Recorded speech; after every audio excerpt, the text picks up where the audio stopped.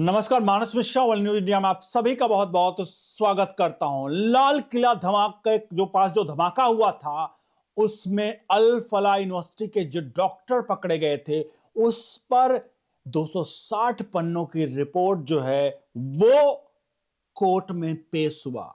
और आखिरकार कोर्ट में क्या कुछ हुआ आपको दिखाने जा रहे हैं और क्या है वो 260 पन्नों में। और अल फलाह यूनिवर्सिटी के तीन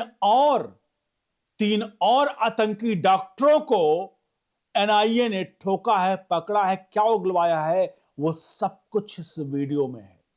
जहां आज आपको पता चलेगा, अब तो मेरे ख्याल से सफेद कोट में बैठे हुए काले चेहरे एक खास धर्म के अब उजागर हो चुके हैं। बिना आपका वक्त गवाए सीधे लिए चलते हैं उन 260 पन्नों की रिपोर्ट की तरफ जो अल फलाह यूनिवर्सिटी के आतंकी संगठनों से और एक खास धर्म के लोग आखिर आतंकी संगठन में क्यों शामिल होते हैं, जबकि उनकी सैलरी महीनों की कई लाखों की है, करोड़ों रुपए सालाना कमा रहे हैं, उसके बाद भी ये भटके हुए नौजवान हैं। ऐसे भटके नौजवानों को भटकाने वाले मौलानाओं को भी कार्रवाई होनी चाहिए। बहरहाल आपको लिए चलते हैं खबर की तरफ। अनुरोध करेंगे वीडियो के कमेंट बॉक्स में अपनी राय प्रतिक्रिया जरूर दीजिएगा और वीडियो को लाइक शेयर जरूर करिएगा। दिल्ली एनसीआर में फरीदाबाद स्थित है और इसी फरीदाबाद में अल फलाह विश्वविद्यालय है। अब आपको लग रहा होगा कि मैंने आखिरकार दिल्ली एनसीआर का नाम क्यों लिया। दिल्ली एनसीआर का नाम मैंने इसलिए लिया कि दिल्ली देश की राजधानी है, जहां सबसे सुरक्षित समझी जाती है उसी दिल्ली एनसीआर में बैठे हुए आतंकी डॉक्टर हिंदुस्तान के लाल किले पर आतंक का तांडव मचा रहे थे। फरीदाबाद स्थित अल फलाह विश्वविद्यालय के 3 डॉक्टरों को बिना पुलिस जांच के नौकरी पर रखा गया था। इनमें से 2 को एनआईए ने गिरफ्तार किया और तीसरा डॉक्टर लाल किला धमाके का आत्मघाती हमलावर था।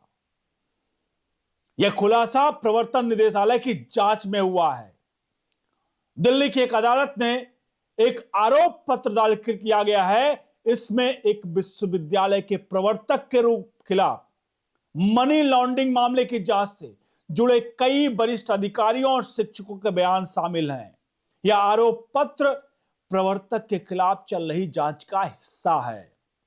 अल फलाह समूह के अध्यक्ष जवाद अहमद सिद्दीकी, जिसकी उम्र 61 साल है और विश्वविद्यालय के सभी शैक्षणिक संस्थाओं को नियंत्रित करने वाला अल फलाह चैरिटेबल ट्रस्ट संशोधन निवारण अधिनियम पीएमएलए की धाराओं के तहत शिकायत में 2 आरोपियों के रूप में नामजद है। ये उस जो अहमद सिद्दीकी है वो विश्वविद्यालय की शैक्षणिक संस्था को नियंत्रित करने वाला है, चैरिटेबल ट्रस्ट। उसके पीएमएलए की धाराओं के साथ इसके ऊपर भी आरोपित नामजद किया गया है।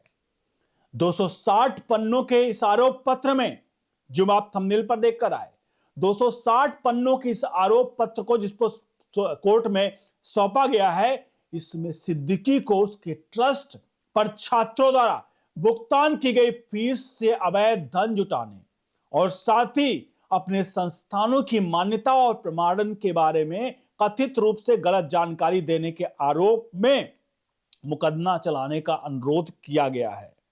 अब आप समझ सकते हैं कि ये अल फलाह यूनिवर्सिटी में आखिरकार डॉक्टरों के रूप में सफेद कपड़ों में काले काले कारनामे और आतंक खून से सने हुए लोगों को क्यों अपॉइंट किया जाता था, ये आप इसके मंसूबों से समझ सकते हैं कि आखिरकार ये कर क्या रहा था। ईडी ने एक बयान भी इसको लेकर के जारी किया है और कहा है कि उसने विश्वविद्यालय की जमीन और इमारत को अस्थायी रूप से जब्त कर लिया है। यह संपत्ति लगभग 140 करोड़ रुपए की है, फरीदाबाद के धौज इलाके में स्थित है। अभी तक अदालत ने ईडी को आरोप पत्र का संज्ञान नहीं लिया है। अधिकारियों ने ईडी के आरोप पत्र का हवाला देते हुए बताया है कि मेडिकल कॉलेज के डॉक्टर सिर्फ कागजों पर ही नियुक्त होते थे। ध्यान रखिएगा, जो मेडिकल कॉलेज के डॉक्टर हैं सिर्फ कागजों पर नियुक्त किए जाते थे। अधिकारियों ने बताया कि उन्हें 22 दिन पंच या सप्ताह में 2 दिन की शर्त के तहत नियमित शिक्षक के रूप में दिखाया गया, ताकि राष्ट्रीय आयुर्वेद आयोग यानी एनएमसी से जरूरी मंजूरी हासिल किया जा सके और स्वास्थ्य सुविधा देखभाल इकाई बिना किसी बाधा से चलती रहे। यानी ये अपॉइंट करता था डॉक्टर के रूप में, लेकिन ये आतंकी पिल्ले हिंदुस्तान में एक खास धर्म के लिए जिहाद कर रहे थे। ये जिहादी हैं और इन जिहादियों को वाकई में इनके खिलाफ क्या कार्रवाई नहीं होनी चाहिए। और आज एक भी टुकड़े टुकड़े गैंग, एक भी जो तिरंगा लेके धर्म संविधान लेकर के शाहीन बाग में बैठे थे, एक भी पिल्ले टाइप के लोग नहीं निकलकर सामने आ रहे हैं। ये मेरे शब्द नहीं, सोशल मीडिया पर लोग कह रहे हैं।